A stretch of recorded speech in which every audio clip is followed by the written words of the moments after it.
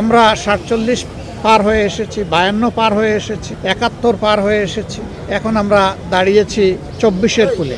বারবার এই জাতির সামনে সুযোগ এসেছে, কিন্তু সুযোগের উত্তম ব্যবহার যাদের করার কথা ছিল তারা সেই ব্যবহার না করে অপব্যবহার করেছে, যার কারণে এই অঞ্চল দুইবার স্বাধীনতার আলো দেখার পরেও সেই আলো অনেকটা নিভু নিভু হয়ে গেল।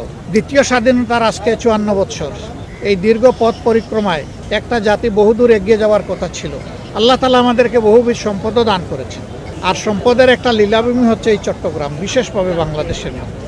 কিন্তু আমরা সেই সম্পদের উপকারভোগী হতে পারলাম না। জনগণ, কিছু লোক জনগণের সম্পদকে লুণ্ঠন করে তারা তাদের পকেটকে ভারী করেছেন, তাদের কপাল কিসমত বড় করেছেন, কিন্তু জনগণ কার্যত সেরকম কোনো উন্নয়নের মুখ দেখেনি। শিক্ষা আমাদের মুখ তুবড়ে পড়ে আছে। ইলেকট্রোমেকানিক্যাল ইন্ডাস্ট্রি নতুন করে এখন আর গ্রো করছে না। এগ্রো বেসড ইন্ডাস্ট্রিতে আমাদের তেমন কোনো সাড়া নেই। আমাদের মৎস্য এবং পশু সম্পদে ব্যাপক প্রয়োজন থাকা সত্ত্বেও এখনও আমাদের চাহিদার তুলনায় আমাদের প্রোডাকশন খুবই কম। এই সব কিছু একটা কারণেই, এটি হচ্ছে ভিশনারি, আন্তরিক, দেশপ্রেমিক, সৎ নেতৃত্বের অভাব। এই 4টা উপাদান ছিল না বলেই দেশ বারবার মুখ তুবড়ে পড়েছে। সুযোগ এসেছে, সুযোগ হারিয়ে গেছে। আমরা 24-এর এই সুযোগকে আর হারাতে চাই। এই সুযোগের ইনশাআল্লাহ আমরা 16 আনা সদ্ব্যবহার করতে চাই।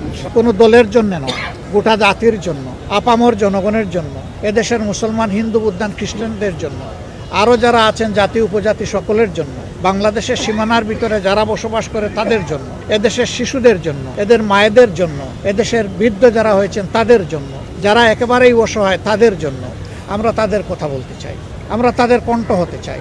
এই জন্য আমরা আল্লাহর উপর ভরসা করে ঘোষণা করেছি যে আমাদের যুদ্ধ হবে এই দেশকে সত্যিকার মুক্তির স্বাদ এনে দেওয়ার জন্য, দুর্নীতির বিরুদ্ধে। এই যুদ্ধ আপসহীন। এই যুদ্ধে ইনশাআল্লাহ আমরা কারো কাছে মাথা নত করব না। আমরা এই যুদ্ধে আমাদের ডেস্টিনেশনে, গন্তব্যে না পৌঁছা পর্যন্ত কোনো কিছু আমাদেরকে থামাতে পারবে না। আমরা ইনশাআল্লাহ থামব না। আমাদের চলা অব্যাহত থাকবে। মিডিয়া হচ্ছে জাতির দর্পণ, আপনারা জাতির বিবেক। আপনাদের বিবেককে শানিত করবেন।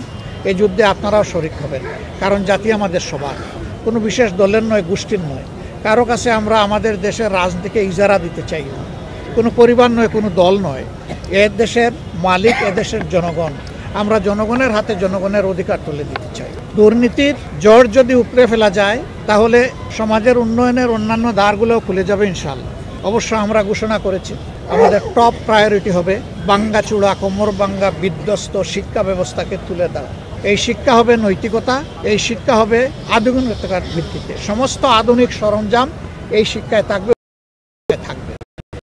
কিন্তু শিক্ষিত মানুষগুলো মানুষ হবে। এখন যেভাবে মানুষের দুশ্মনে পরিণত হয়ে যায় শিক্ষিত হয়ে, ওরকম হবে না, বরঞ্চ মানুষের দরদি বন্ধু হবে। একটা কেয়ারিং সোসাইটি আমরা বিল্ড আপ করতে পারবো ইনশাআল্লাহ। আমরা সেই মানবিক বাংলাদেশের স্বপ্ন দেখি। এই স্বপ্নের অভিযাত্রী হিসাবে আপনাদেরকে আমরা সাথে চাই, পাশে চাই। আমাদের কথাগুলো আপনারা জাতির কাছে পৌঁছে দেবেন ইনশাআল্লাহ। আমরা আবারও ঘোষণা করছি, আমরা কোনো অপশক্তির কাছে মাথা নত করব না। আমাদের এই মাথা নত হবে শুধুমাত্র রাব্বুল আলামিনের সামনে, আর কোথাও আমাদের এই মাথা নত হবে না ইনশাআল্লাহ।